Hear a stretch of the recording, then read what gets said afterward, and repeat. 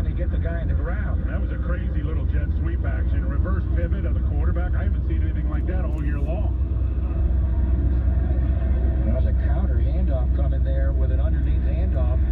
He did the full circle before he turned and spun it and handed it to Greg Dortch. Did you see what Kansas City did last night with the funnel and the carousel move? The snow globe. That was incredible for Andy Reid. Got nullified by a hole, but that was some play. 2nd and 2, 10-yard line. Kansas City beat the Raiders last night. They're the number 1 seed. Buffalo 2, Cincinnati 3 in the AFC.